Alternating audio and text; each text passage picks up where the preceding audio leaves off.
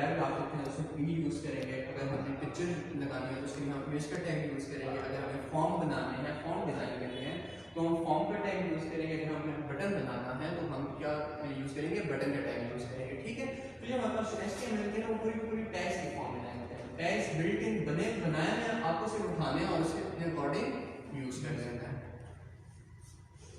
आपको मैं कुछ टैग्स दिखा भी देता हूँ इसमें कौन कौन से टैग्स होते हैं। जैसे कि अगर हमने एक पैराग्राफ लिखना है अपनी वेबसाइट पर तो मैं सिंपली क्या करूँगा, अब ये देखो ये 2 टैग्स हैं, इसे ब्रैकेट में बंद किया जाता है और बीच में लिखा जाता है। अगर मैं पैराग्राफ लिखना है तो मैं स्मॉल p लिखूंगा, जिसका ओपनिंग टैग और जिसका क्लोजिंग टैग है। इसके बीच में मैं जो कुछ लिख दूंगा ना वो मेरी वेबसाइट पे पैराग्राफ के फॉर्म में लिखा जाएगा। पैराग्राफ का नॉर्मल साइज होता है, H1 का सबसे जो बड़ी हेडिंग होती है वो H1 होती है और जो सबसे स्मॉल होती है वो H6 होती है। P से वो थोड़ी ग्रेटर होती है, हमारे पास 6 हेडिंग होती है। तो अगर P यूज करता हूं तो एक पैराग्राफ बनाएगा, तो ऑर्गेनाइज टेक्स्ट इनटू पैराग्राफ, जो हमारा टेक्स्ट होगा उसे पैराग्राफ में कन्वर्ट कर देगा, जो मैं इस टैग के अंदर यूज करूंगा। सेकंड टैग है मेरे पास टेबल का, कोई भी चीज है मैं टेबल्स की फॉर्म में डिस्प्ले करना चाहता हूं। अगर एक पैराग्राफ में मैं चीज देखूं या बुलेट्स बना के लिखूं तो वो थोड़ा पढ़ने वाला बंदा जो होता है ना थक जाता है, उसे प्रॉपर नहीं पढ़ सकता। लेकिन अगर वो चीज़ एक टेबल में रखी जाए ना तो उसे अंडरस्टैंड करना ज़्यादा इजी हो जाता है। और टेबल से तो आपका बार बार जो है वो पाला पड़ेगा, जब आप लोग बैकएंड पे जाओगे, जब आप लोग डेटाबेसेस क्रिएट करोगे तो वहाँ पे टेबल जो है वो बार बार आपके यूज होंगे। सेकंड आपका फॉर्म, अब अगर आप टेबल ही बनाना चाहते हो आप फॉर्म डिजाइन कर लो। अब देखो जब आप फेसबुक पे जाकर लॉग इन करते हो तो क्या होता है आपके पास, एक्टिविटीज का फॉर्म। अब जब जीमेल में जाके अकाउंट क्रिएट करते हो जहाँ पे अपनी इंफॉर्मेशन डाल रहे हो वो क्या चीज़ होती है, इट्स अ फॉर्म। आप लोग सिंपली जब व्हाट्सएप पे अपना अकाउंट क्रिएट कर रहे होते हो, अपना नंबर ऐड कर रहे होते हो तो वो क्या होता है, वो भी फॉर्म की एग्जांपल है। जब अपना पासवर्ड जो होता है वो भूल जाते हो, उसे रीसेट करते हो, वो भी क्या है, वो आपकी फॉर्म की एग्जांपल है। फॉर्म में बेसिकली उसके साथ कुछ लेबल्स लगे होते हैं और आगे एक इनपुट फील्ड होती है जिसमें आपसे वो डाटा एंटर करवा रहा है। वो सारे के सारे जो आप क्या चीज़, अब देखो फॉर्म को आप टेबल के साथ यूज कर सकते हो, टेबल को फॉर्म के साथ यूज कर सकते हो, इस मल्टीपल कंफ्यूजन आप बना सकते हो। बट यहाँ पर अंडरस्टैंड ये करना है कि ये जो है एक टैग्स की लैंग्वेज, जैसे टैग्स के फॉर्म में लिखा जाता है, तो आपको जो चीज यूज करके बस उसका टैग लिखा हो उसमें लिखना स्टार्ट कर दो। सेकंड, अगर इमेज आपको कोई इमेज लगानी है तो आप इमेज का टैग यूज करोगे, इसमें यहाँ उसका सोर्स प्रोवाइड कर दोगे तो आपकी इमेज जो है प्रॉपर लग जाएगी। अदरवाइज अगर आप टैग यूज नहीं करोगे ना तो वो सिर्फ उसका एड्रेस दिखाएगी, इमेज को तो कभी लोड करेगी नहीं। तो इसमें मतलब बेसिकली क्या है, टैगिंग लैंग्वेज। ऐसे मल्टीपल और भी बहुत सारे टैग्स हैं, ये तो बस कुछ फ्यू एग्जांपल्स हैं ताकि आप लोगों का जो एक माइंड में ना वो सेट होता है। तो इस तरह से करके हम अपने जो कंटेंट होता है ना उसे मॉकअप कर सकते हैं, उसे स्पेसिफिक मीनिंग दे सकते हैं। अब जो हमारा वही वाला पेज था जो एक डमी सा पेज था Amazon की वेबसाइट का, जो मैंने आपको नोटपैड पे दिखाया था, अब ये उसी में टैग्स ऐड कर रहा है। एक्चुअली वहाँ पे थोड़ा सा ब्लर हो रहा है, यहाँ पे तो क्लियरली विजिबल है। मार्कर नहीं है मुझे अगर प्रोवाइड करते हैं तो मैंने थोड़ा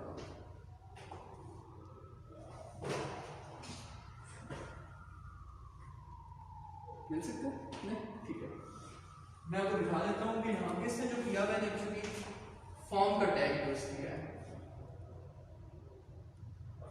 ठीक है, ये ये पीछे मल्टीपल उससे जो यूज किया है ना, ये कुछ जावास्क्रिप्ट हैं जो कुछ CSS से रिलेटेड, इन चीज़ों को आप फिलहाल भूल जाओ।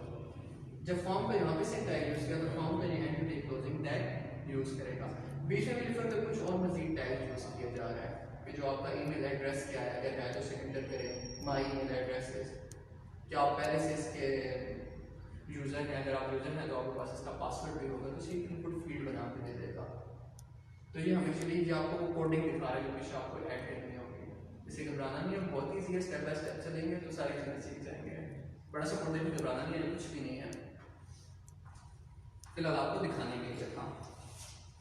जब इसे करेंगे ना तब इसे मजीद आपको मैं हैंड और प्रैक्टिस करवा के दिखाऊंगा, हर एक टैग खुद करवाऊंगा, यहाँ पे उसकी प्रैक्टिस करूंगा, फिर दिखाऊंगा कि उसकी आउटपुट क्या पे फर्क क्या आया। ठीक है,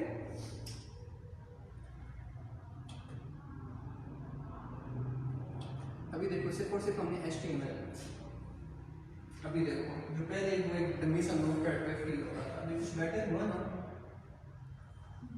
साइन करके फिर प्रॉपर हेडिंग आ गई, what is your email address, my email address is proper आ गया, do you have an amazon.com password, अगर है तो नो, जैसे देखा 2 बटन्स भी लगा दिए और नीचे से टर्म्स एंड कंडीशन लिखी हुई है, क्या अभी ये बेटर है क्या या नहीं? It look better but still not good. ऐसे जब यूजर को हम ये दिखाएंगे तो क्योंकि हमारी वेबसाइट पे आएगी नहीं, आपको वेबसाइट हमेशा क्या बनाना होता है, इंटरेक्टिव बनाना होता है। आपका जो यूजर है ना वो बार-बार आता है। अगर आप कोई वेबसाइट चेक करो तो उसमें अपडेट्स कितनी जल्दी आती हैं, चेंज करते रहते हैं, सिर्फ इस वजह से चेंज करते रहते हैं कि जो यूजर है वो कभी उस चीज से फ्रस्ट्रेट ना हो। अगर एक ऐसी चीज देखने को मिल जाए ना, हम लोग उस चीज से फ्रस्ट्रेट हो जाते हैं। इन चीजों को माइंड में रखना होता है। अभी हम इसे बेटर बनाने के लिए क्या करेंगे, HTML को हमने यूज कर लिया, अभी क्या करना होगा, CSS यूज करेंगे, जो कि हमारी इसको क्या करेगा, थोड़ी सी और स्टाइलिंग को एनहांस कर देगा। अब ये है कि जब इंपॉर्टेंट पॉइंट है कि जब एक बार हमने अपने कंटेंट को मार्कअप कर दिया HTML टैग के साथ, अब जो हमारे पास ब्राउज़र है ना, हमने जो भी वो नोटपैड की फाइल बनाई थी, HTML का कोड लिखा था, हमेशा किससे सेव किया जाता है, .html की एक्सटेंशन से। आप उसे सेव करना होता है और उसे आपने एनकोड करना होता है UTF-8, ठीक है। जब आपने उसे सेव कर दिया, अब वो जो आपकी नोटपैड की फाइल थी ना, वो नोटपैड की फाइल का आइकन नहीं देगी, मतलब आपको जो डिफॉल्ट ब्राउज़र होगा ना उसके ऊपर वो आइकन आ जाएगा। उसको सर MySQL में नहीं सेव कर देंगे। MySQL तो आप मुझे बताना चाहोगे कि MySQL क्या है? जो हमने प्रोजेक्ट में आया था ना, जी जी, उसमें हमने PHP और जावा यूज की थी। जावा यूज की थी या जावास्क्रिप्ट यूज की थी? हमें इतना नॉलेज नहीं है, लेकिन बस आपने डेटाबेसेस बनाए होंगे, वो जाके MySQL यूज कर सकते। बैकएंड की बात हो रही है, अभी जो है फ्रंट एंड की बात है। सिर्फ और सिर्फ HTML में कोड लिखा हुआ है, उसे कहीं ना कहीं सेव तो करना है ना। जब उसे सेव करोगे कोई भी नेम दोगे .html लिखोगे तो आपकी जो फाइल होगी ना उसके ऊपर जैसे आइकन आ जाता है, कुछ आ गया सेव हो जाता है। जो डिफॉल्ट ब्राउज़र चाहे वो क्रोम है, चाहे वो ऑपरा है, चाहे वो मोज़िला फायरफॉक्स है, चाहे वो इंटरनेट एक्सप्लोरर है, वो उसका आइकन ले लेगा। जब आप उसे डबल क्लिक करके ओपन करोगे तो आपकी उस एडिटर में ओपन नहीं होगी, बल्कि कहां ओपन होगी, आपके डिफॉल्ट ब्राउज़र में ओपन होगी। अब जो आपका पेज है वो रीडेबल फॉर्मेट में आ गया और उसकी क्लियर ग्राफिक नजर आ रही है, जैसे पिछले पेज में मैंने आपको दिखाई थी। लेकिन इसे इंप्रूव करने के लिए हम क्या करेंगे, थोड़ा और बेहतर बनाने के लिए हम क्या यूज करेंगे, CSS को यूज करेंगे। तो अगर HTML के लिए मैं CSS की तरफ मूव करूं, बोर तो नहीं हो रहे आप लोग? जो मुझे बताना, क्योंकि कोडिंग एक ऐसा सब्जेक्ट है ना, आप उसमें इंटरेस्ट लोगे, फ्रेश होकर बैठोगे तो ही आएगा। अगर बोर होकर बैठे रहोगे सारी सन ऊपर से गुजर जाएगी। तो कोडिंग को एंजॉय करना है, तभी सीखोगे, घबराना नहीं है। तो CSS हमारे पास बेसिकली क्या होती है, CSS stands for cascading style sheet.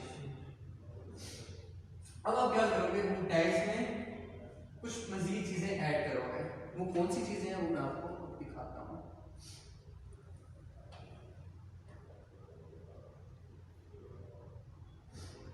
CSS basically है क्या, ये सेट ऑफ रूल्स है defining how an HTML will be presented in the browser.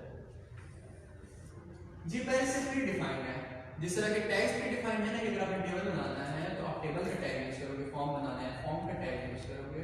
इस तरह अगर आपने किसी का कलर चेंज करना है तो उसका भी डिफॉल्ट होगा, बिल्ट इन है, उसका रूल्स बता दिया है। चेक करते हैं, आपको यहाँ से दिखाते हैं कुछ रूल्स विजिबल है। अगर मैं सिर्फ HTML यूज करता हूं तो दिस का पैराग्राफ है, इसे चेक करो तो इसका रेड कलर है, या फिर क्लियर विजिबल नहीं है, बट ये ऐड कर रहा है, ठीक है। ये चेक करो तो इसका जो बैकग्राउंड कलर है वो क्या हो गया है, वो येलो हो गया है। ये चेक करो तो इसको क्या मिल गया है, बॉर्डर मिल गया है। चीजें चेंज हुई है ना, थोड़ी बहुत स्टाइलिंग आई है ना। ये स्टाइलिंग कैसे आई है, आप सिंपली क्या करते हो, एक ऊपर क्लासेस को डिफाइन कर देते हो। जैसे कि ये मेरे पास पैराग्राफ था ना, मैंने सिंपली फ्री रख दिया, जब भी ब्रेसेस तक आई। ये हमारे पास पहली जो होती है ना, कॉलन है, कॉलन के लेफ्ट साइड और राइट साइड पर दोनों चीजें हैं। जो कॉलन से लेफ्ट साइड की चीज है उससे हम क्या बोलते हैं, हमारे पास प्रॉपर्टी है, और आगे की उसकी वैल्यू है। जैसे कि प्रॉपर्टी क्या है, कलर है, तो कलर की वैल्यू क्या हो सकती है, कोई कलर हो सकता है। आप उसे RGB कलर में भी लिख सकते हो, आप सिंपली उसे इस तरह भी लिख सकते हो, रेड येलो।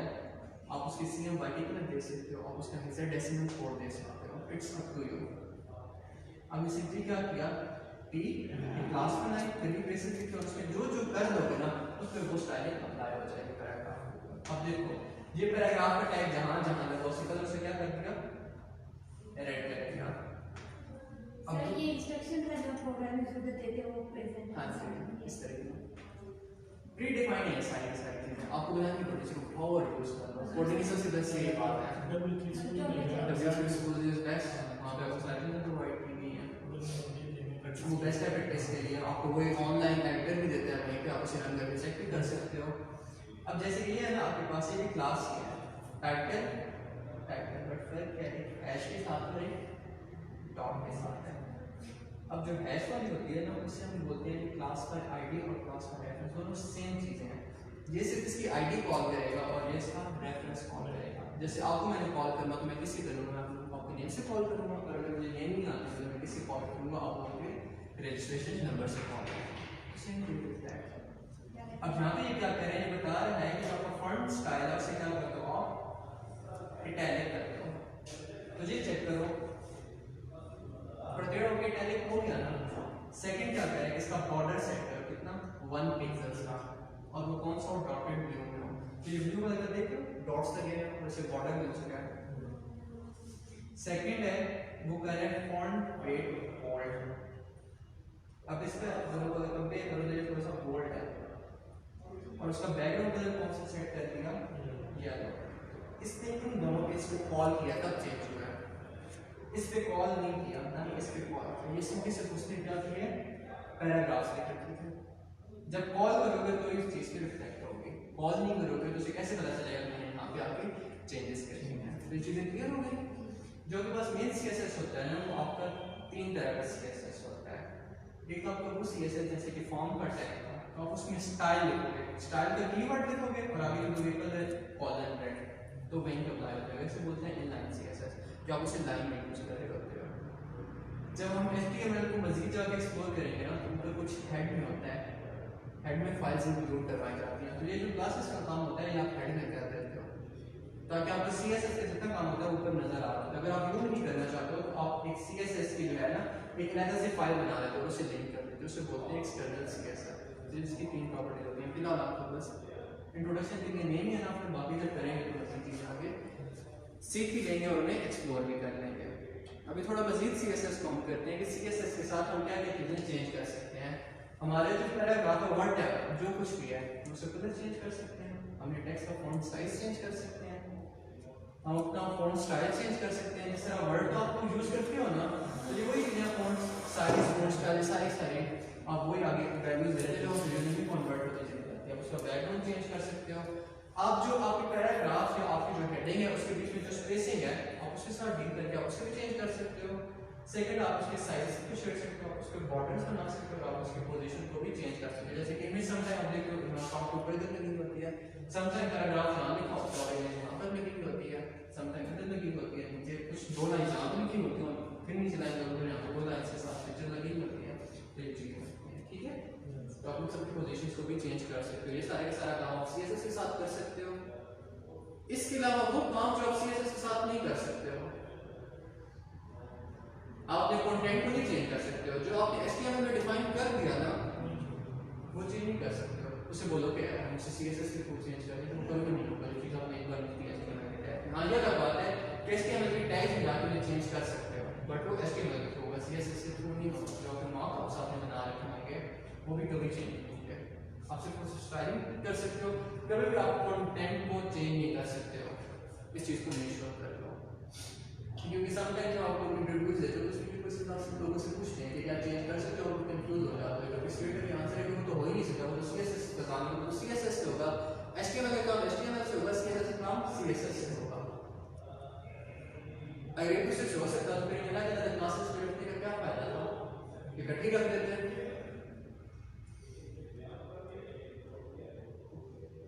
ये आपका वो पेज था जिसकी कोडिंग पे दिखाई जा रही है। फिर जो आपने पेज बनाया था उसी के ऊपर हम ये कुछ स्टाइलिंग डिफाइन करने जा रहे हैं। जैसे कि यहाँ पे इसमें कुछ क्लासेस बना रखे हैं, HTML टेबल हेडिंग। आपके पास HTML की बॉडी है, फिर आपके टेबल की है, फिर आपकी हेडिंग की, और ये H1 H2 H3 H4 ऐसी सारी क्लासेस बना के रखी हैं। अब देखो आपने हेडिंग बार-बार यूज करनी है, क्योंकि आप क्यों ना CSS में बार-बार जब लिखते रहोगे उसके लिए सेटिंग करो। आप क्या करते हो, जेनेरिक क्लास बना लेते हो, उसमें चीजें लिख देते हो कि ये चीज है। फिर जब आपको चीज जरूरत पड़ती है, चाहे वो 100 टाइम्स आपको जरूरत पड़े, आप सिंपली क्या करोगे, सिर्फ सब्जेक्ट को कॉल करोगे डॉट टेबल या हैश टेबल के लिए, तो ऑटोमेटिकली इसकी चीजें रिफ्लेक्ट हो जाएंगी, आपको रिपीटेशन नहीं करनी पड़ेगी। वरना तो आपको कोड पता है कितनी लाइंस में बन जाएगा, लेकिन आपको हमेशा कोड क्या लिखना पड़ता है, मिनिमल कोड लिखना पड़ता है, कम से कम, ताकि अगला बंदा उस चीज को अंडरस्टैंड कर सके। आप लोगों ने एक जगह जॉब की, वहाँ पे आप लोग कोड लिख रहे थे, बहुत अच्छा कर रहे थे, आप क्लाइंट्स भी आपसे पूछते, लेकिन जब आप वहाँ से जॉब छोड़ के गए, जो न्यू बंदा आया उससे क्या पता, उसको समझ नहीं लगी। इसलिए इन चीज़ों को जो प्रॉपर है ना, उस तरह से लेके इंशाल्लाह हम लोग इन चीज़ों को चलेंगे, ताकि आप लोग जब अपनी प्रैक्टिकल लाइफ में जाओगे तो वहाँ पे भी आप लोगों को जाकर फ़ायदा हो। तो ये हमको शुरू बताया, अब आप लोगों को क्या लगता है कि ये कैसे होना चाहिए? Any idea about it? Most styling आपको वैसे स्टाइलिंग थोड़ी लड़कियाँ जो होती हैं ना, ज़्यादा इंटरेस्टेड होती हैं, तो जब मेरे से आंसर आ रहा है, आपने मुझसे यार क्या शॉर्ट हो जाएगा और कॉम्पैक्ट हो जाएगा, डिजाइनिंग आ जाएगी, स्टाइलिंग आ जाएगी। अब देखो वही आपका पेज इस तरह आ रहा था, इनका कोई कलर नहीं था, यहाँ पे कोई बटन नहीं था। अब देखो प्रॉपर कलर आ गए, प्रॉपर बटन आ गए, अब लोगों ने वो यूज अप्लाई किया तो थोड़ा और प्यारा हो गया। अभी ये क्या, ये परफेक्ट है। स्टाइलिंग आप जितनी मर्जी कर लो, लेकिन ये कि आप लोगों को पेस्ट्री की नहीं बनानी होती। लड़कियां जो काम करती हैं, जब स्टाइलिंग का बोला जाता है तो वो ऐसा लगता है जैसे कोई बेकरी से केक उठ के आ गया। आपको मिनिमल कलर यूज करने की चीज़ जो है वो थोड़ी प्यारी हो, आपको अपने क्लाइंट को देखना पड़ता है। जब आप उससे रिक्वायरमेंट्स दे रहे होते हो ना, तो आप उससे पूछते हो आप अपनी वेबसाइट में कौन से कलर जो है वो यूज़ करना चाहोगे, तो आपको सिर्फ 2 से 3 कलर्स बताएगा, 2 से 3 कलर्स का आप जो भी यूज करो, आप उन्हीं की फ्यूजन को लेके चलो। ये नहीं होगा कि सारे कलर बना दो, उसे ब्राइट बना दोगे। तो इस चीज़ से जो है वो बचना है आपको बने, और अपनी क्लाइंट्स की रिक्वायरमेंट पे ध्यान देना है। जैसे उसकी रिक्वायरमेंट्स आपको चीज़ें उसी के अकॉर्डिंग डिज़ाइन करनी है। अभी ज़रा हम कंपेरिजन कर लेते हैं। हमारा जो टेक्स्ट था वो सिंपली यूँ था, कुछ पता नहीं चल पा रहा था। जब हम HTML की टैग लगाया तो थोड़ा रीडेबल फॉर्मेट में आता, बट क्या था उसकी स्टाइलिंग नहीं थी। अब यहाँ पे आप लोग प्रैक्टिकली विजिबल आ रहे हैं, अब यहाँ पे चेक करो, साइन था उसका साइज थोड़ा रिड्यूस हुआ, कलर आ गया। यहाँ पे जो पिक्चर लगी हुई थी विजिबल नहीं थी, पिक्चर विजिबल हो गई, कलर चेंज हुआ ना, अगर इसका हो रहा है, इसका कलर चेंज हुआ। ये देखो बटन जो पहले ऐसे बुरा सा टेक्स्ट था, यहाँ पे देखो कितना प्यारा हो गया। ऐसे बटन कोई डिजाइन नहीं थी, सिंपल ऐसे बस कुछ बटन नहीं किया गया, यहाँ पे देखो प्रॉपर बटन लग रहा है, तो चीजें चेंज होती है, आप लोगों को नजर आई ना। तो ये डिफरेंस है, यहाँ तक क्लियर है? Any confusion?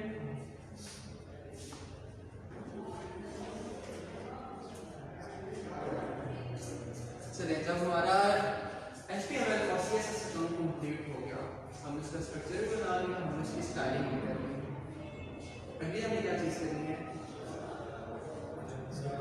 जावास्क्रिप्ट। जावास्क्रिप्ट क्या करेगी? हमें उस चीज़ का बिहेवियर बताएगी, तो वो बिहेव कैसे करेगी, ठीक है? तब हम मूव करते हैं अपने जावास्क्रिप्ट की तरफ। जितने भी हमारे एक्शन लिखने होंगे ना, हम स्क्रॉल डाउन करें तो क्या क्या हो, हम बटन पे क्लिक करें, सब बटन पे क्लिक करते हो तो थोड़ा वो साइड में उसका आ जाता है, बॉर्डर सा आ जाता है, वो हाईलाइट चीज हो जाती है, कलर्स डिफ्यूज होना स्टार्ट हो जाते हैं। वेबसाइट पे स्क्रॉल करना स्टार्ट करें, ऑटोमेटिकली स्क्रॉल होकर चीजें आना स्टार्ट हो जाती हैं, उनके ऊपर एनिमेशन लग जाती हैं। तो जितने सारे आपके एक्शन होंगे वो आपके स्क्रिप्ट को लगाओगे, जावास्क्रिप्ट के थ्रू लगाओगे। हमारे पास यहाँ पे 2 प्रोग्रामिंग लैंग्वेजेस आती हैं, एक हमारे पास जावा आती है और दूसरी जो हमारे पास आती है वो हमारे पास आती है जावास्क्रिप्ट। तो क्या दोनों सेम है? आपको तो नहीं पता, वो बैठे हैं, आप लोग बताओ। नाम तो डिफरेंट है ना इसके, नाम डिफरेंट, हाँ ये बात है, नाम डिफरेंट है, बट कुछ और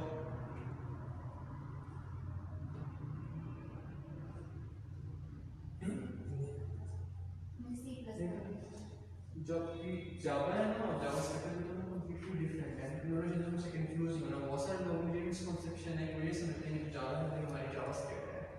जो आपकी जावा है ना, वो आपके डेस्कटॉप एप्लीकेशंस की साइड पे आती है, ठीक है? लेकिन जो आपकी जावास्क्रिप्ट है ना, वो आपकी वेब डेवलपमेंट एप्लीकेशंस से रिलेटेड यूज होती है। पहला मेजर फर्क इन दोनों में ये है।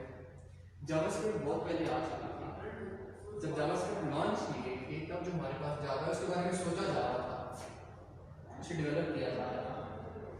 जावास्क्रिप्ट का जो पुराना नाम था वो लाइटस्क्रिप्ट था स्टार्टिंग में, लेकिन जैसे कि पता चला कि न्यू लैंग्वेज आ रही है उसका नाम जावा रखा जा रहा है, इन लोगों ने फौरन क्या किया, नेम चेंज करके इसका नेम लाइटस्क्रिप्ट से जावास्क्रिप्ट कर लिया ताकि पॉपुलैरिटी जो है वो ज़्यादा मिले और जावा ने बहुत से जल्दी डेवलप हो जाते हैं। अब कोई भी लैंग्वेज है ना वो किसी न किसी कंपनी में डेवलप हुई है, जैसे कि फेसबुक वहाँ पे डेवलप हुआ है माइक्रोसॉफ्ट में। इसी तरह जो हमारे पास जावा है ना वो हमारे पास जो कंपनी थी वो सन सोलारिस की कंपनी थी, वो वहाँ पे डेवलप की गई थी, लेकिन इस बार सन सोलारिस से कोई लेना देना नहीं है। जावा जो हमारे पास होती है वो मल्टी थ्रेडिंग लैंग्वेज होती है। मल्टी थ्रेडिंग हमारे पास जो होती है it's most similar to multitasking. जैसे कि आप कंप्यूटर पे काम कर रहे हो, एट अ टाइम आप बहुत सारे कामों को परफॉर्म कर रहे हो। इट डिपेंड्स अपॉन जो प्रोसेसर कि आपका प्रोसेसर सिंगल प्रोसेसर लगा हुआ है या आपकी मल्टी प्रोसेसर लगा हुआ है। लेकिन आजकल के जितने भी हमारे गैजेट्स हैं उन्हें अगर सिंगल प्रोसेसर भी यूज़ हो रहा हो ना तो टास्क इस तरह से चल रहे होते हैं कि हमें एक इल्यूजन मिलती है कि जो हमारे टास्क हैं वो at a time multiple task करें, लेकिन एक्चुअली होता ही वो नहीं है।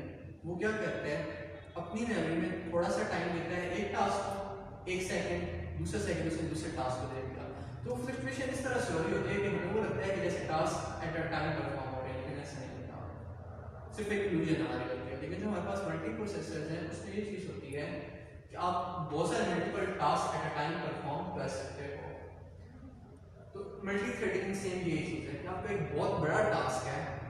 मैं इसकी छोटी सी एग्जांपल दूंगा कि आप जैसे कि एक कोड लिखना है या एक छोटी छोटी एप्लीकेशन बनानी है, आप कैलकुलेटर बनाओ, यूजर से नंबर लो, उन नंबर्स को ऐड करो, उन नंबर्स को सब्ट्रैक्ट करो, उन नंबर्स को मल्टीप्लाई करो, डिवाइड करो, और विद इन 1 सेकंड यूजर को क्या डिस्प्ले करवा दो।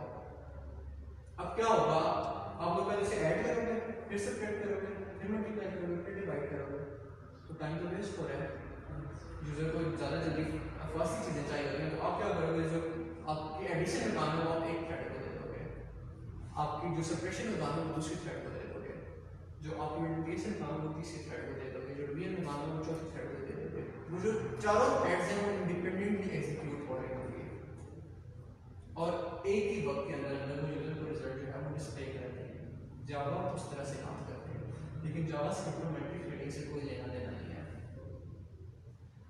आप लोग जब HTML में कोड लिखोगे, आपको हेडर फाइल लिखोगे, जब आप लोग PHP यूज करोगे तो आप लोगों को वेरिएबल्स के साथ बार-बार लेना देना होगा, फंक्शंस के साथ बार-बार लेना देना होगा। फंक्शंस को आप लोग कॉल करोगे, वेरिएबल्स को सेट करोगे, अनसेट करोगे, सेशंस को क्रिएट करोगे, सेशंस को डिस्ट्रॉय करोगे, कुकीज को सेट करोगे, कुकीज को डिस्ट्रॉय करोगे, वो आपको काम सारा मैनुअली करना पड़ता है।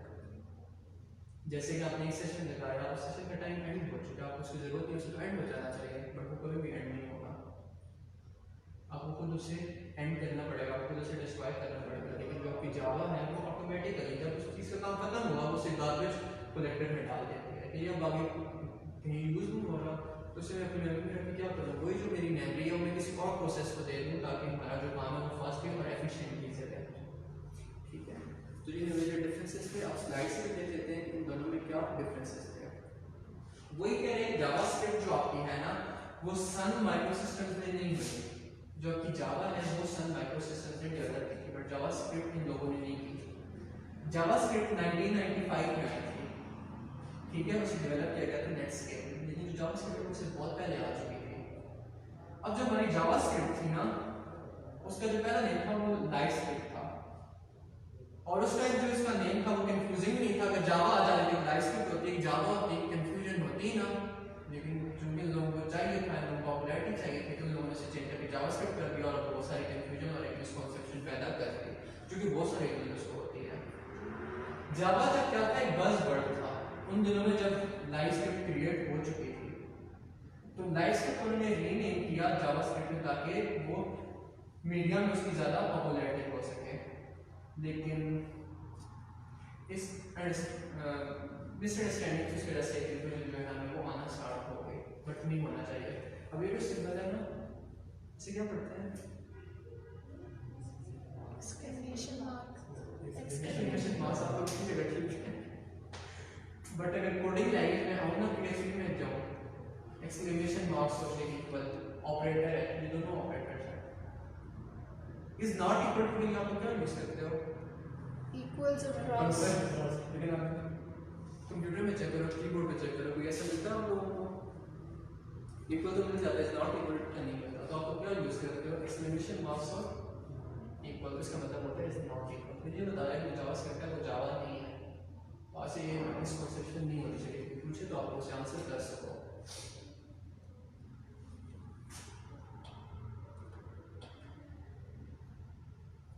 वही बता रहे हैं कि जावास्क्रिप्ट है वो जावा नहीं है। ऐसी बात नहीं कि जावास्क्रिप्ट बड़ी लैंग्वेज है और जावा उसका एक छोटा सा वर्जन है, ये भी मिसकंसेप्शन है। जावास्क्रिप्ट जो है वो जावा को बेस नहीं करती, ना ही जावा जावास्क्रिप्ट को बेस करती है। अगर आपको जावा आती है तो वेल एंड गुड, अगर नहीं आती तो जावास्क्रिप्ट आप कभी सीख सकते हो, क्योंकि दोनों कंप्लीटली अलग अलग है। वैसे अगर आपको कोई कोडिंग लैंग्वेज अगर एक आती है, अगर आपको दूसरी कोडिंग लैंग्वेज सीखनी होती है तो आपको थोड़ी आसानी हो जाती है। बट ऐसा नहीं है कि जिससे जावा नहीं आता वो जावास्क्रिप्ट नहीं सीख सकता। अगर आपको बहुत अच्छी जावा आती है जावास्क्रिप्ट में आपको तो शायद आप अच्छा परफॉर्म ना कर सको, क्योंकि दोनों कंप्लीटली अलग अलग है, दोनों का सिंटैक्स अलग है, दोनों को काम करने का वे अलग है। अब हम जावास्क्रिप्ट की तरफ मूव करते हैं कि हमारे पास एक्चुअली एक HTML में हमने कोड लिख दिया, उसके CSS में हमने बना दिया, हमने क्या करना है उसके एक्शंस बनाने हैं। जावास्क्रिप्ट आ गई, तो ये जब चीजें हमारे पास कंबाइन हो गई, हमारे पास एक वेब पेज बन चुका है। वेब पेज जब आप बहुत सारे वेब पेजेस को कंबाइन करते हो तो आपके पास क्या बनती है? आपके पास वेबसाइट बन जाती है। जिस तरह से आप वेबसाइट पे जाते हो तो एक होम पेज होता है, एक कॉन्टैक्ट अस पेज होता है, इस तरह मल्टीपल हो सकते हैं, वो डिपेंड ऑन वो कैसी वेबसाइट है। तो जब आपको बहुत सारे वेब पेजेस बनते हैं तो आपकी क्या बन जाती है? अच्छी वेबसाइट बन जाती है। और वो वेबसाइट अल्टीमेटली कहाँ पर चलती है? वेब ब्राउज़र पे चलती है। अब आप लोग देखो, आपने बड़ा कोई एप्लीकेशन डेवलप है, कोई ऐसी एप्लीकेशन जो आप एप्लीकेशन यूज करते हो कि आप लोग उसे ब्राउज़र पे जाकर कर रहे होते हो। आप लोग उसे फेसबुक यूज करते हो ना, फेसबुक के लिए आप क्या यूज करते हो? एंड्रॉइड एप्लीकेशन या इंस्टॉल कर रहे हो, यूज कर रहे हो। अगर आप लोगों को सिस्टम पर यूज करनी पड़े तो आप क्या करते हो? ब्राउज़र यूज करते हो ना। देखो हम ब्राउज़र पे रह कर रहे होते हो ना, वो वेबसाइट्स होती हैं।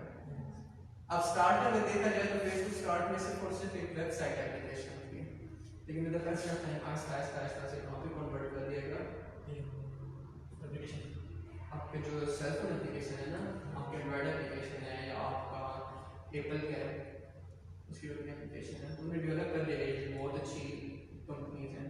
लेकिन बाकी देखो तो समटाइम हो सकता है आपके पास आपकी वेब एप्लीकेशन हो, आपकी एंड्रॉइड एप्लीकेशन ना हो सकता है आपके पास एंड्रॉइड एप्लीकेशन हो, आपके पास वेब एप्लीकेशन ना हो। तो ये डिपेंड भी करता है कि आपके यूजर्स कैसे हैं, आपकी ऑडियंस कैसी है। अब जो जावास्क्रिप्ट है ना क्लासिक आती है वो आपकी क्लाइंट साइड लैंग्वेज है, क्योंकि उसे क्लाइंट इंटरेक्ट कर रहा होता है, आपका यूजर इंटरेक्ट कर रहा होता है। इससे आपका जो यूजर की इंटरेक्शन होती है ना आपके वेब पेज से ज़्यादा आसान हो जाती है। और कोई चीज़ आपको खुद फाइंड करनी पड़ रही है, उसे स्क्रॉल कर रहे हो, फिर जाके सर्च कर रहे हो, जाके क्लिक कर रहे हो, वो कॉम्प्लेक्स है, बहुत प्यारी वेबसाइट्स बनी होती हैं, आप खुद चेक करो, सिर्फ स्क्रॉल करो ऑटोमेटिकली चीज़ें एनिमेशन की फॉर्म में आ जा रही होती हैं। अगर आप इस एजुकेशन वेबसाइट्स पे चेक करो तो अच्छा इसमें कितने स्टूडेंट्स एनरोल हैं, वो प्लस फौरन फिगर चलना स्टार्ट हो जाता है ना, एकदम आ जाता है। वो क्या है? वो सिर्फ जावास्क्रिप्ट का काम है। आप लोग किसी वेबसाइट पर गए हो, वेबसाइट ऐसे ही करते हो, टॉप पे पिक्चर्स आ गए, चलना स्टार्ट हो गया ऑटोमेटिकली, वो क्या है? वो जावास्क्रिप्ट का काम है। आपने बटन पे क्लिक किया, बटन एनिमेट हो गया, वो क्या है? आपका जावास्क्रिप्ट का काम है। तो आप जितना बिहेवियर बता रहे होते हो कि हर एक चीज़ का वो सारा काम किस में करोगे? जावास्क्रिप्ट में करोगे। और इन चीज़ों को यूज़ करते हुए आपकी जो फ्रंट एंड है या इसका कुछ में क्लाइंट साइड वो लोगों को पूरी हो चुकी है, क्योंकि क्लाइंट बस उसके साथ इंटरेक्ट करना था। अब जो कुछ आप PHP लिखोगे, जो आप डेटा बेस चलाओगे, इस पे यूजर जो क्लिक करे तो पीछे जो परफॉर्म हो, इस पे यूजर क्लिक करे तो यूजर रजिस्टर्ड हो जाए और उसे मेल पहुंच जाए, उसके सेल फोन नंबर पे एक कोड पहुंच जाए और वो कंफर्म कर ले।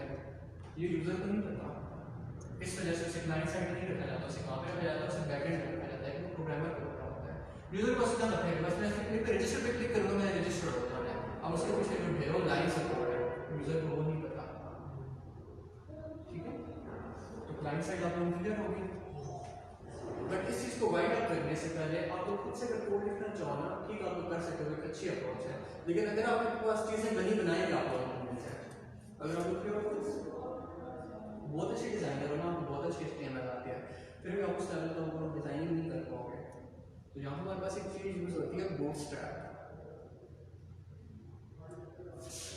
बूटस्ट्रैप में ये होता है कि आपको बिल्ट इन चीज़ें बनी बनाई हुई दे दी जाती हैं, उठाओ यूज़ कर लो। बट बिफोर उसमें जाने से पहले थोड़ा सा चीज़ों को डिफाइन कर दूँ जावास्क्रिप्ट में आप और क्या क्या कर सकते हो।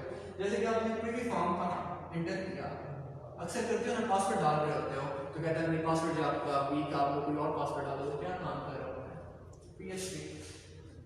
कभी ऐसा हो जाता है कि आप यूजर ने @ डाल दो, पिक कर लेगा, कभी नहीं करेगा ना, जो से रूल्स है होगा उसी अकॉर्डिंग ही चलना होगा, तो आपको एक एरर मैसेज डिस्प्ले करवा देगा। वैलिडेशन का ये मतलब है कि जो इनमें आप एंट्रीज कर रहे हो ना, वो एग्जैक्ट उसी अकॉर्डिंग होंगे। जैसे कि ईमेल आप एंटर कर रहे हो, उसको @ डालना होगा जाओ, तो क्या करेगा, एक एरर जनरेट करेगा और आपको दिखाएगा। तो ये काम किस थ्रू हो रहा है, जावा के थ्रू हो रहा है, जावास्क्रिप्ट के थ्रू आपको चीज़ें पावर करके नजर आ जाती है। खैर इसे PHP के थ्रू भी कर सकते हैं।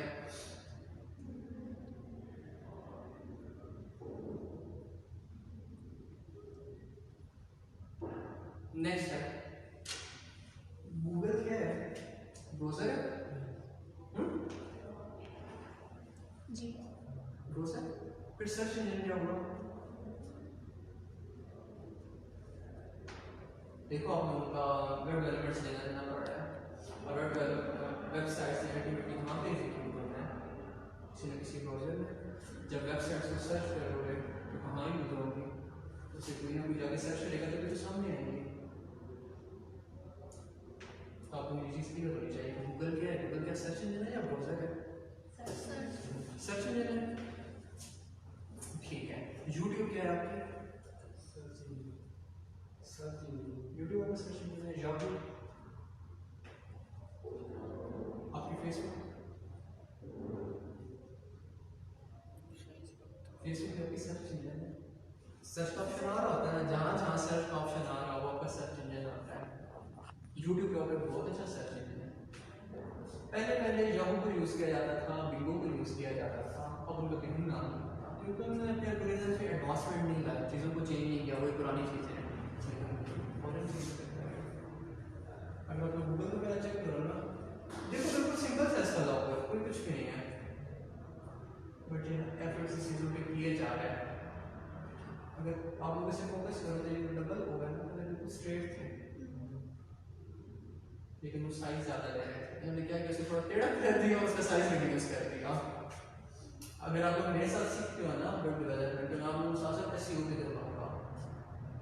आप लोग बताऊंगा कि आप लोग वेबसाइट टॉप पे कैसे रैंक हो सकती है, आप लोग अपनी वेबसाइट में कौन सी मिस्टेक्स कर जाते हो जिस वजह से आपकी वेबसाइट जल्दी लोड नहीं होती है। देखो आप लोग का जो यूज़र है वो किसी एक एरिया में नहीं बैठ रहा, वो एक ऐसे एरिया में बैठा है जहाँ पे आपको कनेक्टिविटी बहुत स्ट्रॉन्ग है, वो एक ऐसे एरिया में बैठा है जहाँ कनेक्टिविटी बहुत लो है।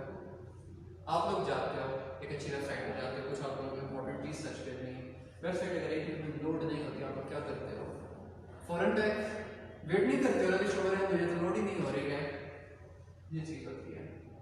तो वो कौन से टिप्स हैं, वो कौन सी ट्रिक्स हैं जिनको यूज़ करते हुए आप लोग अपनी वेबसाइट की अच्छी रैंकिंग कर सकते हो, वो कौन सी मिस्टेक्स हैं जिनको आप अवॉइड कर सकते हो, वो चीज़ें सारी बताऊंगा। अब जहाँ पे क्या है जी, क्या लिख रहे हैं जावा एस, ऑटोमेटिकली देखो सारे कीवर्ड आना स्टार्ट हो गए। ये कैसे होता है, यूट्यूब पे जाते हो देखते हो इस तरह से आना स्टार्ट हो जाते हैं ना। अब जो लोग पीछे क्या कर रहे होते हैं, आप लोग अपनी आईडी से लॉग इन होते हो, तो वो आपकी एक्टिविटी को नोट कर रहे होते हैं, जैसे इस टाइम ये सर्च किया था, इस टाइम ये सर्च किया था, तो जैसे मोस्ट फेमिलियर होती है ना,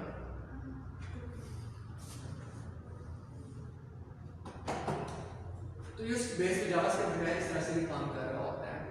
सेकंड हम चीज चेक करते हैं, ये जो ऑटोमेटिकली इंफॉर्मेशन लोड होते हैं, लाइक्स आ गए थे, कमेंट्स आ गए, टाइम हो गया, ये भी सारा काम किससे हो रहा होता है, आपकी जावास्क्रिप्ट से हो रहा होता है।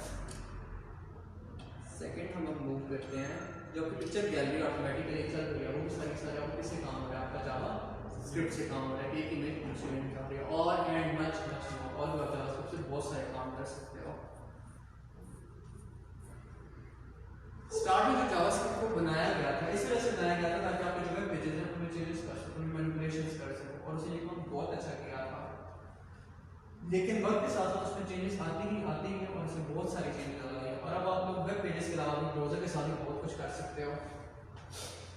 स्टार्टिंग के जो मोबाइल आए थे उनमें जावास्क्रिप्ट होना मस्त थी, तो जावास्क्रिप्ट के बाद हम लोग जाते हैं, ये चीज़ें आप लोगों ने यूज़ करनी है। एक बूटस्ट्रैप है, बूटस्ट्रैप 4, बूटस्ट्रैप 5, ये क्या है? Is a free front end framework for software that is easier web development. अगर आप एक वेबसाइट स्क्रैच से नहीं बनाना चाहते, आप चाहते हो कुछ मैन्यू बनाया मिल जाए, कुछ स्लाइडर बनाया मिल जाए, आप बूटस्ट्रैप यूज़ करोगे, उसी क्लास को इनहेरिट करोगे, डिफरेंट यूज़ करोगे, ऑटोमेटिकली आपको पूरा फ्रेमवर्क मिल जाएगा, उसे अपने अकॉर्डिंग चेंज कर लोगे, बनाएंगे। तो ये बेहतर है कि चीज़ें ऐसे बनाएंगे, आप एनर्जी अपनी क्यों वेस्ट करो, उन्हीं चीज़ों को उठाओ और यूज़ कर लो। तो बूटस्ट्रैप का ये काम है। बूटस्ट्रैप क्या करता है? बूटस्ट्रैप के अंदर आपके HTML भी है, आपका CSS भी है, उसके बने बनाए टेम्पलेट्स पड़े हैं जिसमें आपकी टाइपोग्राफी आ जाती है। टाइपोग्राफी आपको पूरा का पूरा टेक्स्ट है, आपका टेक्स्ट किस तरह से रिप्रेजेंट हो, उसकी कौन सी स्टाइलिंग होगी, वो किस फॉर्म में हो, उसके फॉर्म्स कौन से यूज हो, उसके बटन्स कौन से हो, उसके टेबल्स का डिजाइन कौन सा हो, उसमें आपकी जो नेविगेशन है, जो बटन है, हमें कहां से क्लिक करते हैं, हमने इस्तेमाल में जा रहे हैं। पावरपॉइंट में शायद सब बता दे दोस्तों। सब चीजें बंदी बनाई मिल जाती है। अगर आपको एक जैसे कि वेबसाइट का चाहिए ना, हेडर चाहिए जिसमें दो बटन बने, आपको खुद बनाना पड़े तो उसमें टाइम लगेगा, बट अगर आप बूटस्ट्रैप यूज करते हो तो बनाया मिल जाएगा, आप सिर्फ उसे उठाओ और उसमें अपने अकॉर्डिंग चीजें चेंज कर दो। तो ये आपका काम है, ये आसान कर देता हो, इससे ज़्यादा मतलब कि बेहतर से बेहतर आप मूव कर सकते हो। इसमें आपको एबिलिटी देता है कि आप किसी रेस्पॉन्सिव डिज़ाइन क्रिएट कर सकते हो। यहाँ पे यूज हुई है रेस्पॉन्सिव डिज़ाइन। आप लोगों ने एक वेबसाइट बनाई, आप लोग वेबसाइट कहाँ बनाते हो?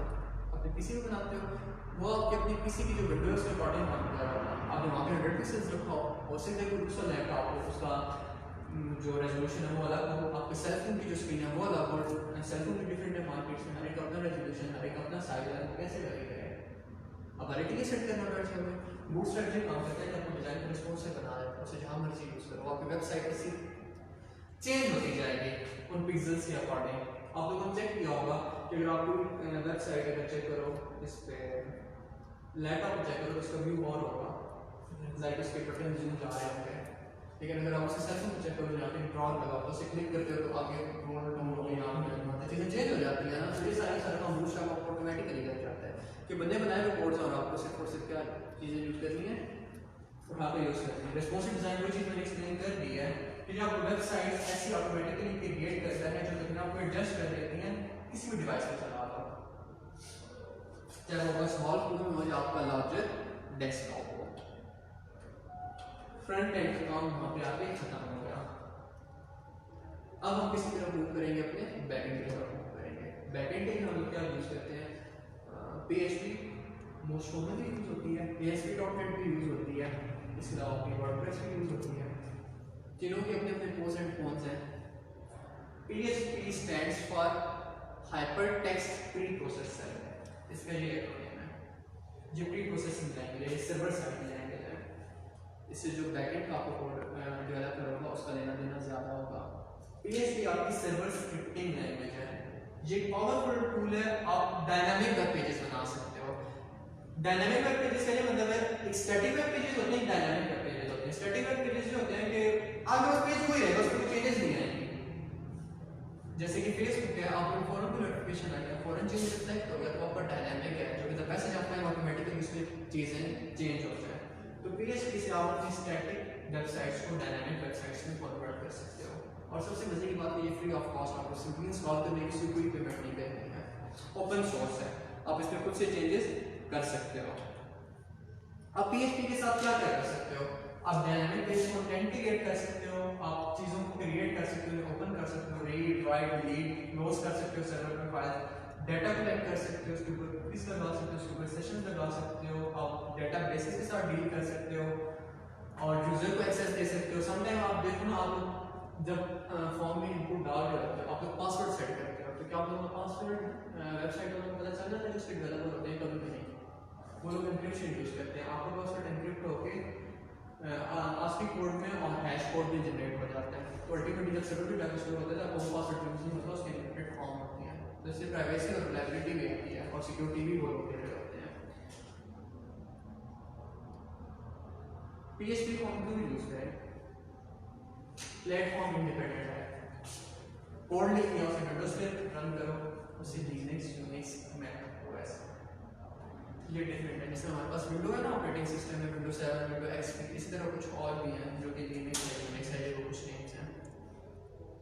हर सर्वर के साथ हो सकते, चाहे अपाचे हो, चाहे IIS हो, चाहे और कोई हो, बट मैं जो आप लोगों को यूज करूँगा या तो वो Xampp होगा या PAMP होगा, वो सबसे बेस्ट है। और उसमें अपाचे आ जाता है, आप उसमें जितने भी डेटाबेसेस हैं, बहुत सारे डेटाबेसेस बना सकते हो अपनी मर्जी के अकॉर्डिंग, वो फ्री है।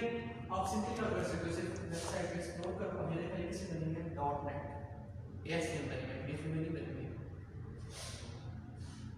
इजी टू लर्न है, और आप बस थोड़े से इसका बेसिक सीख लो, आप इसमें बहुत अच्छा काम जाके आगे कर सकते हो।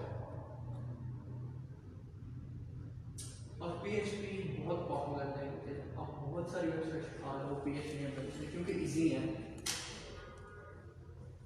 अगर आप वर्डप्रेस का नाम सुना है किसी ने? वर्डप्रेस एक CMS है, उसमें ऑटोमेटिकली चीजें उनके टेम्पलेट्स मिल जाते हैं, आपको सिंपली बस छोटे-छोटे फंक्शन लगाने पड़ते हैं, यूज करते हैं। पूरे का पूरा किस बना है PHP में बना है, बड़ा। अगर आपको PHP आता है तो आप फेसबुक जैसे एप्लीकेशन थ्रू डेवलप कर सकते हो, वो पूरी PHP के थ्रू डेवलप कर सकते हैं। और जो बिगनर्स होते हैं उन्हें यही सिखाई जाती है क्योंकि इजी टू अंडरस्टैंड है, और आप उसे फौरन लर्न कर सकते हो अगर आपको थोड़ी सी ट्रेनिंग प्रोवाइड की जाए। और इंशाल्लाह मेरी यही कोशिश है कि जो एनरोल करवाता है उसे मैं एक अच्छा डेवलपर बनाऊंगा, डिज़ाइनर नहीं बनाऊंगा। डिज़ाइनर हर कोई बना लेता है, और डिज़ाइनर बनना कोई मुश्किल काम नहीं है, बट मेरी कोशिश ये होगी कि मैं लोगों को अच्छा डेवलपर बना सकूँ। अब मैं थोड़ा सा आपको कोर्स के बारे में रिव्यू दे देता हूँ, ठीक है? कि कोर्स में हम लोग क्या क्या पढ़ने वाले हैं। कोर्स में फ्रंट एंड के लिए मैं HTML करवाने वाला हूँ, उसकी स्टाइलिंग के लिए मैं CSS करवाने वाला हूँ, फिर उसके ऊपर जो एक्सटेंशन बिहेवियर लगाने के लिए उसके लिए जावास्क्रिप्ट यूज़ करवाऊंगा। इसके बाद बूटस्ट्रैप के ऊपर काम करूँगा, आपकी पूरी की पूरी जो क्लाइंट साइड है वो क्या हो जाएगी, वो कंप्लीट हो जाएगी। उसके बाद मैं हम लोग को लेके जाऊँगा PHP और MySQL की तरफ, जो कि आपकी बैकएंड की लैंग्वेजेस हैं। फिर हमारे पास कुछ फ्रेमवर्क आ जाते हैं, जैसे कि MySQL में हमको खुद जाके Xampp में डेटाबेसेस क्रिएट करने पड़ते हैं, वो एक कॉम्प्लेक्स टास्क है। तो हम PHP Laravel को यूज़ कर लेंगे, हम Node.js को यूज़ कर लेंगे, हम Angular को यूज़ कर लेंगे, हम MongoDB यूज़ कर लेंगे, हम React.Node यूज़ कर लेंगे। तो ये बिल्ट इन फ्रेमवर्क है, हमें खुद एफर्ट्स नहीं करने पड़ते, हमें बस चीज़ें देखनी है, बनी है, हमें उठा के बस यूज़ कर लेना है, स्क्रैच नहीं करना पड़ता। तो ये सारे का सारा काम करेंगे इंशाल्लाह। कोर्स का जो है कि आपको जो फ्रंट एंड होगा वो किसमें होगा, HTML5, CSS3, JavaScript, बूटस्ट्रैप और jQuery। jQuery आपकी लाइब्रेरीज होती हैं, आप सिर्फ क्यों लाइब्रेरी से कॉल करें तो ऐड करें तो उनकी पूरी फंक्शनैलिटी को यूज़ कर सकते हो। इसकी बेहतर एग्जांपल मैं इस तरह से दे सकता हूँ, जैसे कि ये स्विच है, इसके पीछे क्या है वी डोंट नो, कौन सी कार कहाँ पे लगी है, कहाँ नहीं, पहले तो पता है, बटन को प्रेस करेंगे ऑन ऑफ हो जाएगा। तो सिंपली jQuery का ये काम है, चीज़ ऑफ पावर यूज़ करना, पता है, बस बटन को प्रेस करेंगे फंक्शनैलिटी आ जाएगी, पीछे कितना बड़ा कोड है क्या होना है उसे देना पड़ना नहीं है, ठीक है। सेकंड आपका आ जाएगा बैकएंड का, तो बैकएंड में जो आप लोगों को यूज करोगे वो MySQL होगा, PHP के साथ डेफिनेटली MySQL यूज होगी, और उसके साथ उसका फ्रेमवर्क होगा वो PHP Laravel पे हम लोग फोकस करेंगे, ठीक है। देन हम के डेटाबेसेस के एडवांस टूल्स पे चलेंगे। MySQL में डेफिनेटली हमें क्वेरीज दिखेंगे, वो कहीं ना कहीं किसी डेटाबेस में जाके एग्जीक्यूट होंगी, स्टोर होंगी। तो इसके लिए जो हमारे पास एडवांस टूल्स है, हमारे पास Express.js है, हमारे पास Node.js है, हमारे पास Angular 7, हमारे पास React.js है, और इन सब स्ट्रक्चर्स की डिटेल को हम डिस्कस करेंगे, बट ये एडवांस लेवल की है, क्योंकि यहाँ पर अगर आपको पता हो तो कोर्सेज जो हैं वो 2 मंथ्स के भी ऑफर हो रहे हैं और 6 मंथ्स के भी ऑफर हो रहे हैं। इट्स अप टू यू कि आप क्या करना चाहते हो, वो खैर बाद में डिस्कस करते हैं।